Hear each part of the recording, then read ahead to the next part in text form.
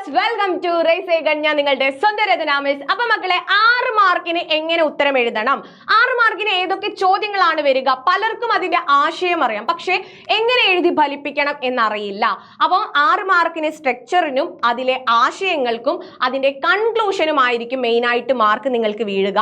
Main ആയിട്ട് നമുക്ക് വരുന്ന ചോദ്യങ്ങൾ ഏതൊക്കെയാണ് എന്ന് നോക്കുന്നതിന് മുന്നേ ചാനൽ ആദ്യമായിട്ട് കാണുന്നവരാണെങ്കിൽ ഒന്ന് സബ്സ്ക്രൈബ് ചെയ്യാനും തൊട്ടടുത്ത് കാണുന്ന ബെല്ലൈക്കൺ ഒന്ന് ക്ലിക്ക് ചെയ്യാനും മറന്നു പോകരുത്. പിന്നെ മാക്സിമം നിങ്ങൾ ഫ്രണ്ട്സിനൊക്കെ വീഡിയോ ഷെയർ ചെയ്ത് കൊടുക്കണം, ലൈക്ക് ചെയ്യാൻ മറന്നു പോകരുത്, കമന്റ് ചെയ്യാനും മറന്നു പോകരുത്. അപ്പൊ നമുക്ക് വരുന്ന ചോദ്യങ്ങൾ എന്ന് പറയുന്നത്, ഒന്നാമത് കഥാപാത്ര നിരൂപണം വരും, രണ്ടാമത് പുറത്തു നിന്ന് ഏതെങ്കിലും കവിത തന്നിട്ട് അതിന്റെ ആസ്വാദനക്കുറിപ്പ് എഴുതാൻ തരും, മൂന്നാമത് എന്താണ് പ്രഭാഷണമോ പ്രസംഗമോ എഴുതാൻ തരും, നാലാമത് മുഖപ്രസംഗം അഥവാ എഡിറ്റോറിയൽ എന്താണ് ചോദിക്കുന്ന ചോദ്യമാണ്, അഞ്ചാമത് നമുക്ക് വരുന്ന മറ്റൊരു ചോദ്യമാണ് ഉപന്യാസം.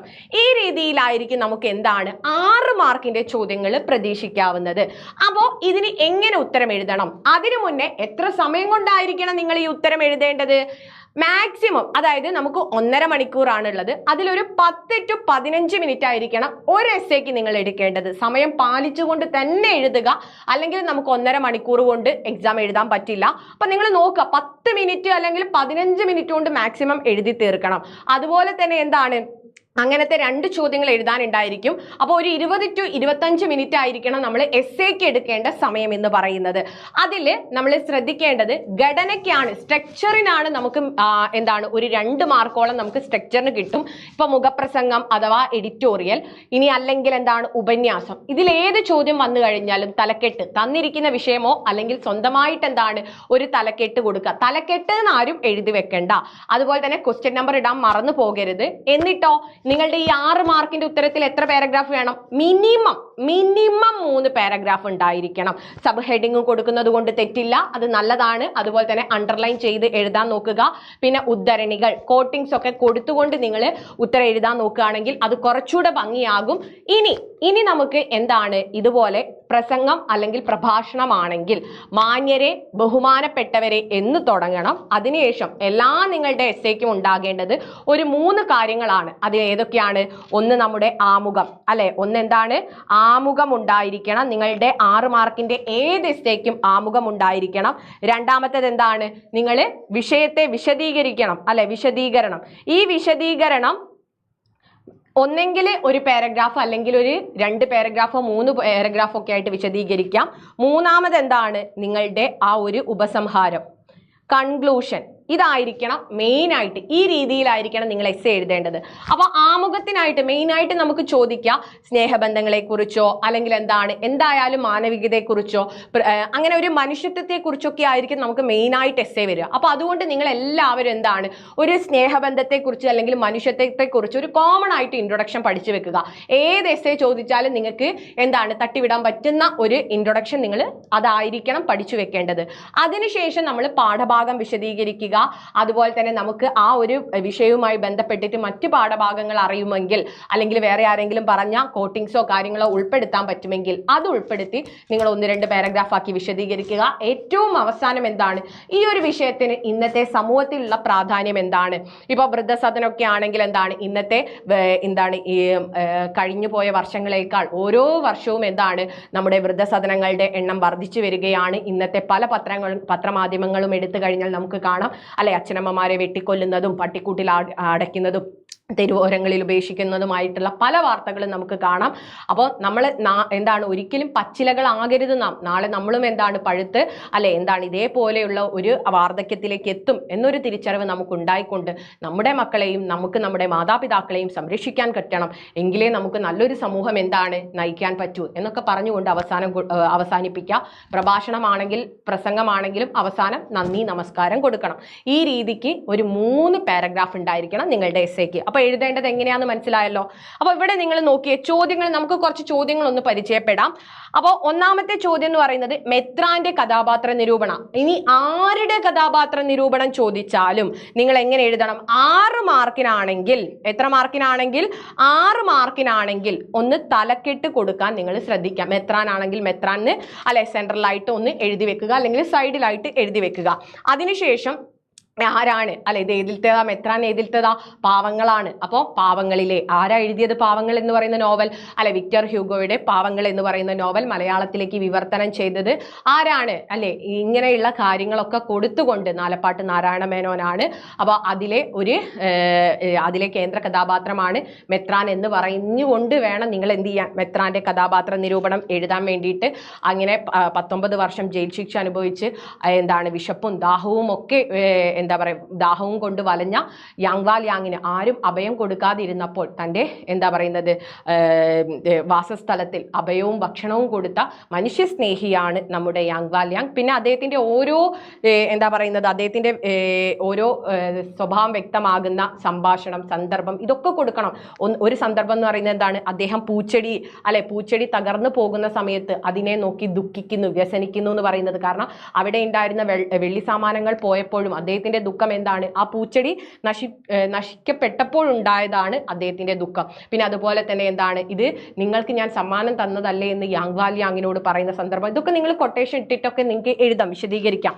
കരുണയുടെയും ആർദ്രതയുമുള്ള വ്യക്തിത്വമാണ്, നന്മയുടെ കാവൽക്കാരനാണ്. അതുകൊണ്ടാണ് അദ്ദേഹം പറയുന്നത് യാങ്വാൽ യാങ്ങിനോട് പറയുന്നത് എന്താണ് സത്യവാനായിരിക്കുവാൻ താങ്കൾ എന്നോട് പ്രതിജ്ഞ ചെയ്തത് മറക്കാതിരിക്കണമേ. നിങ്ങൾക്ക് മുൻപിലത്തെ വാതിലൂടെ തന്നെ അകത്തേക്ക് കയറി വരാം എന്നൊക്കെ പറയുന്നത്. ഒരു കള്ളനായിരുന്നിട്ട് പോലും അയാളിലും ഒരു മനുഷ്യത്വം ഉണ്ടാക്കിയെടുക്കാനാണ് ആര് നോക്കുന്നത് മെത്രാൻ നോക്കുന്നത്. പിന്നെ വിശക്കുന്നവന് ഭക്ഷണവും അഭയവും നൽകി സഹായിച്ചു, ലളിതമായിട്ട് ജീവിച്ചു. അതിനുദാഹരണമാണ് അദ്ദേഹം പറഞ്ഞത് അല്ലെ ഒരു കോപ്പപ്പാലിൽ അപ്പം മുക്കി കഴിക്കാൻ അല്ലെ ഒരാൾക്ക് മുള്ളും കയ്യിലും കൂടെ വേണ്ട, കൈ മാത്രം മതി എന്ന് പറയുന്നത്. നമ്മൾ സൂക്ഷിച്ചു വെക്കുന്ന പലതും മറ്റൊരാളുടേതാണെന്നുള്ള ചിന്ത പകർന്നു നൽകുകയാണ്. മദാം മഗ്ലോറിന് പോലും പകർന്നു നൽകുന്ന ഒരു കഥാപാത്രമാണ് മെത്രാൻ. ഇങ്ങനെ കഥാപാത്ര നിരൂപണം എഴുതുന്ന സമയത്ത് ആദ്യം നിങ്ങൾ ആ കേന്ദ്ര കഥാപാത്രമാണെന്ന് പറയുക. അതിനുശേഷം ആ കഥാപാത്രത്തിന്റെ ആ ഒരു കഥ അദ്ദേഹമാണ് ആ കഥ മുന്നോട്ട് നയിക്കുന്നതെങ്കിൽ ആ കഥയൊന്ന് വിശദീകരിക്കുക. എന്നിട്ട് അദ്ദേഹത്തിന്റെ സ്വഭാവം ഒക്കെ വ്യക്തമാക്കുന്ന അത് ഏത് കഥാപാത്രം തന്നാലും അവരുടെ സ്വഭാവം വ്യക്തമാക്കുന്ന സംഭാഷണം സന്ദർഭം ഇതൊക്കെ ഉൾപ്പെടുത്തിയിട്ട് ആദ്യം നിങ്ങൾ വിശദീകരിക്കുക. എന്നിട്ട് നമുക്ക് ഇത്തരത്തിൽ മെത്രാന്മാരെ പോലുള്ള ആളുകളാണ് നമ്മുടെ സമൂഹത്തെ മുന്നോട്ട് നയിക്കുന്നത് എന്ന് പറഞ്ഞുകൊണ്ട് അവസാനിപ്പിക്കാം. അല്ലെങ്കിൽ ഇപ്പൊ കലിയുടെ ഒക്കെ തരികയാണെങ്കിൽ അല്ലെ കലിയെ പോലുള്ള ആളുകൾ നമ്മുടെ സമൂഹത്തിലുണ്ട്. അപ്പൊ അതുകൊണ്ട് ഒരു താക്കീതാണ്, അവരെ സൂക്ഷിക്കുക എന്നൊരു താക്കീതാണ് ഈ കഥയിലൂടെ അല്ലെങ്കിൽ ഈ ഒരു കഥാപാത്രത്തിലൂടെ കഥ മുന്നോട്ട് വെക്കുന്നത്. ഇങ്ങനെ പറഞ്ഞുകൊണ്ടൊക്കെ അവസാനിപ്പിക്കുക, നല്ലൊരു കൺക്ലൂഷനോട് കൂടെ അവസാനിപ്പിക്കുക. കുറ്റവാളികളിലും നന്മ കാണുന്ന ഒരു വ്യക്തിയാണ് മെത്രാൻ. സമത്വവും സാഹോദര്യവും വഴിയാണ് നന്മയുടെ ലോകം പിറക്കുന്നതെന്ന് വിശ്വസിച്ചിരുന്ന ഒരു മഹാനായിരുന്നു മെത്രാൻ എന്ന് പറഞ്ഞുകൊണ്ട് എഴുതുക. മനസ്സിലായോ? അപ്പൊ 6 മാർക്കിനാണെങ്കിൽ നിങ്ങൾ ഈ ഒരു ഭാഗം മുഴുവനും അപ്പുറത്ത് അല്ലെ കുറച്ച് ഭാഗം കൂടെ എഴുതാൻ വേണ്ടി ശ്രദ്ധിക്കുക. അപ്പൊ 4 മാർക്കിന് എന്തായാലും ഈ ഒരു ഭാഗം എഴുതണം. അപ്പൊ 6 മാർക്കിനാണെങ്കിൽ ഈ ഒരു ഭാഗവും നിങ്ങൾ പാരഗ്രാഫ് തിരിച്ച് എഴുതുന്ന സമയത്ത് അത് നിങ്ങൾ എഴുതുന്നത് അറിയ പോലും ഇല്ല, ഇങ്ങനെ വിശദീകരിച്ച് എഴുതി പൊക്കോളണം. പിന്നെ അടുത്തൊരു ചോദ്യമാണ് പ്രഭാഷണം തയ്യാറാക്കുക. പ്രഭാഷണം ഓർ പ്രസംഗം നമ്മൾ തയ്യാറാക്കുന്ന സമയത്ത് എന്താ പറഞ്ഞത്? മാന്യരെ അല്ലെ ബഹുമാനപ്പെട്ടവരെ എന്ന് നിങ്ങൾ എഴുതിയിട്ട് അടുത്ത സെന്റൻസ് ആയിട്ടായിരിക്കണം നമ്മൾ വിഷയത്തെ വിശദീകരിക്കേണ്ടത്. ഒരു മിനിമം 3 പാരഗ്രാഫ് ഉണ്ടായിരിക്കണം. അവസാനം എന്ത് വേണം? നന്ദി അല്ലെ നമസ്കാരം എന്തെങ്കിലും ഒന്ന് വേണം. ഓക്കെ, ഈ ഒരു സ്ട്രക്ചറിന് നമുക്ക് കിട്ടും 2 മാർക്ക്. അപ്പൊ അത് ആലോചിച്ച് വെക്കണം. എങ്ങനെ എഴുതാം, എന്തൊക്കെ നമുക്ക് കൊടുക്കാം. അതിൽ അഭിസംബോധന, മാന്യരെ ബഹുമാനപ്പെട്ടവരെ എന്നുള്ളതാണ് അഭിസംബോധന.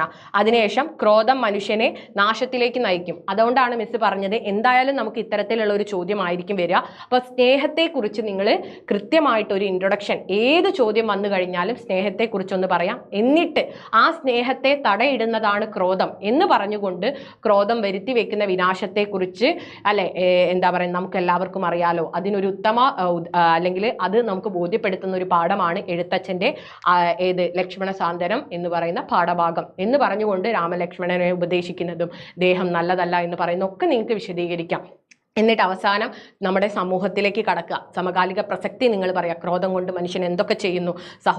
സഹോദരി എന്ന് ബോധമില്ലാതെ പീഡിപ്പിക്കുന്നു, അച്ഛനമ്മമാരെന്ന് ബോധമില്ലാതെ അവരെ കൊല്ലുന്നു അല്ലെ, സ്വന്തം സ്വാർത്ഥ താല്പര്യങ്ങൾക്ക് വേണ്ടി മനുഷ്യൻ ഏതറ്റവും ക്രോധം കൊണ്ട് പോകാൻ മടിയില്ലാത്തവരായിട്ട് മാറുന്നു എന്നൊക്കെ പറഞ്ഞുകൊണ്ട് ഇന്നത്തെ കാലഘട്ടത്തെ നമ്മൾ വിശദീകരിച്ചു കൊണ്ടായിരിക്കണം നിങ്ങൾ അവസാനിപ്പിക്കേണ്ടത്. അതുകൊണ്ട് തന്നെ ക്രോധം പരിത്യജിക്കണം, ഒഴിവാക്കണം. ആര്? ബുധജനം, അറിവുള്ളവർ. ക്രോധം ഉപേക്ഷിക്കുന്നത് തന്നെയാണ് സമൂഹത്തിന് നല്ലത് എന്നൊക്കെ പറഞ്ഞുകൊണ്ട് അവസാനിപ്പിച്ചോളണം. ഓക്കെ. മാതാവിനെയും പിതാവിനെയും ഉറ്റവരെയും തിരിച്ചറിയാതെ പെരുമാറാൻ ക്രോധം ഇടയാക്കും. ശ്രീബുദ്ധന്റെ സ്നേഹ സന്ദേശത്തിന്റെ പ്രസക്തി നമുക്ക് പറയാം. ശ്രീബുദ്ധനാണെങ്കിലും ഗാന്ധിജി ആണെങ്കിലും ഒക്കെ എന്താണ് അല്ലെ, അഹിംസയുടെയും സമാധാനത്തിന്റെയും പാത തിരഞ്ഞെടുത്തതാണ്. അപ്പൊ അവരെ പോലുള്ള മുൻഗാമികൾ അല്ലെ നമുക്ക് പാത തുറന്നു തന്ന ആ വെട്ടിത്തളിച്ച വഴികളിലൂടെ നമ്മൾ ഈ ക്രോധവുമായിട്ട് മുന്നോട്ട് പോകുന്നത് ശരിയല്ല എന്നൊക്കെ പറഞ്ഞ് നിങ്ങൾക്ക് എഴുതാം. ചെറിയ വഴക്കിന്റെ പേരിൽ പക കൊണ്ട് നടത്തുന്ന ഇന്നത്തെ സമൂഹം, പിന്നെ അതുപോലെ തന്നെ വെറുപ്പിന്റെയും വിദ്വേഷത്തിന്റെയും ഭാഗമായി പ്രയാസപ്പെടുന്നവർ, നിസാര കാരണങ്ങളിൽ പോലും കൊലപാതകം നടത്തുന്നവർ, വർത്തമാനകാല സംഭവങ്ങളൊക്കെ ഉദാഹരണമായിട്ട് പറഞ്ഞുകൊണ്ട് വേണം നിങ്ങൾ എഴുതാൻ വേണ്ടിയിട്ട്. പ്രഭാഷണത്തിന് അനുയോജ്യമായിട്ടുള്ള നമ്മൾ അല്ലേ, ഇങ്ങനെയല്ലേ, നിങ്ങൾ ഒരു പ്രഭാഷണം എഴുതാൻ പറഞ്ഞാൽ നിങ്ങൾ ഒരു വേദിയിൽ ഒരു സ്റ്റേജിൽ നിൽക്കുകയാണ് എന്ന് വിചാരിച്ചുകൊണ്ട് എഴുതണം. നമുക്ക് മുന്നിൽ ഓഡിയൻസ് ഉണ്ട്, ഇങ്ങനെയല്ലേ അങ്ങനെയല്ലേ ഇങ്ങനെ ചോദ്യചിഹ്നമൊക്കെ ഇട്ടുകൊണ്ട് വേണം അല്ലെ. അന്ന് ഗാന്ധിജി പറഞ്ഞത് ഇന്നും അന്വർത്ഥമാകുന്ന രീതിയിലാണ് നമ്മുടെ സമൂഹം പോയിക്കൊണ്ടിരിക്കുന്നത് എന്നൊക്കെ പറഞ്ഞുകൊണ്ട് നമുക്ക് എഴുതാവുന്നതാണ്. ഓക്കെ. അടുത്തത് എന്തായാലും വരുന്ന ഒരു ചോദ്യമാണെന്ത്, പുറത്തുനിന്ന് ഏതെങ്കിലും ഒരു കവിത തന്നിട്ട് അതിൻ്റെ ആസ്വാദനം തയ്യാറാക്കുക. ആസ്വാദനം തയ്യാറാക്കുന്ന സമയത്ത് നിങ്ങൾ എന്ത് ശ്രദ്ധിക്കണം, അതിനൊരു തലക്കെട്ട്, ഇപ്പം ആ ഒരു കവിതയുടെ തന്നെ തലക്കെട്ട് നിങ്ങൾക്ക് കൊടുക്കാം. എന്നിട്ട് ആ കവിയെ കുറിച്ചിട്ടും അത് മൊത്തത്തിൽ നിങ്ങൾക്ക് വായിച്ചപ്പോൾ ഒരു ആശയം കിട്ടിയിട്ടുണ്ടെങ്കിൽ ആ ആശയത്തെക്കുറിച്ചും നിങ്ങൾ അവിടെ സൂചിപ്പിക്കണം. അതിനുശേഷം കവിതയെ കുറിച്ചിട്ടാണ് പിന്നീട് നിങ്ങൾ വിശദീകരിക്കേണ്ടത്. കവിതയിലെ വരികൾ നിങ്ങൾക്ക് പറയാം, ഓരോ വരിയിലും വേറെ ഏതെങ്കിലും കവിതയുമായിട്ട് സാമ്യമുണ്ടെങ്കിൽ അത് നിങ്ങൾക്ക് പറയാം. പിന്നെ അതുപോലെ തന്നെ ഇതിപ്പോൾ ഗാന്ധിജിയെ കുറിച്ചിട്ടുള്ളതാണ്, അപ്പോൾ ഗാന്ധിജിയെ കുറിച്ച് വിശദീകരിക്കുക, ഗാന്ധിജി നടന്നു നീങ്ങിയ വഴികളെ കുറിച്ച് പറയാം. അങ്ങനെ അതിലെ കാവ്യഭംഗി, അതിനെ വേറെ ഈ കവിതയിലെ വരികൾ എന്തിനോടെങ്കിലും ഉപമിച്ചിട്ടുണ്ടെങ്കിൽ അത് പറയാം എന്ന് സാധാരണ നമ്മൾ വിശദീകരിക്കുന്നത് പോലെ തന്നെ. എന്നിട്ട് അവസാനം ഈ സമൂഹത്തിൽ എന്ത് പ്രസക്തിയാണ് ആ കവിതയ്ക്കുള്ളത് എന്ന് പറഞ്ഞിട്ടായിരിക്കണം അവസാനിപ്പിക്കേണ്ടത്. അപ്പോൾ എസ്സേ എഴുതണം, എങ്ങനെ എഴുതണം എന്ന് നിങ്ങൾക്ക് മനസ്സിലായിട്ടുണ്ടാന്ന് വിചാരിക്കുന്നു. അപ്പം 3 പാരഗ്രാഫ് ഉണ്ടായിരിക്കണം, മിനിമം 3 പാരഗ്രാഫ് ഉണ്ടായിരിക്കണം. അപ്പോൾ ഈ ഒരു ഭാഗം മൊത്തം നിങ്ങൾ എഴുതാൻ ശ്രദ്ധിക്കുക. മാക്സിമം എന്താണ് ഒരു 10 to 15 മിനിറ്റിനുള്ളിൽ എഴുതി തീർക്കണം. സമയം പാലിച്ചുകൊണ്ട് എഴുതി തീർക്കുക. നമ്മൾ ഡിസ്കസ് ചെയ്യുന്ന ഏതെങ്കിലും ചോദ്യമൊക്കെ സ്വന്തമായിട്ട് എന്താണ് ഒന്ന് എഴുതി തീർക്കാൻ പറ്റുന്നുണ്ടോ നോക്കുക. ബാക്കി നമുക്ക് ലൈവിൽ ഡിസ്കസ് ചെയ്യാം. അപ്പോൾ എല്ലാവരും എന്ത് ചെയ്യുക, മാക്സിമം ഈ ഒരു വീഡിയോ ബാക്കിയുള്ളവർക്കൊക്കെ അയച്ചു കൊടുക്കുക. എല്ലാവർക്കും ഉപകാരപ്രദമാകട്ടെ. മറ്റൊരു വീഡിയോയിൽ കാണാം. അതുവരെ ബൈ ഗായ്സ്.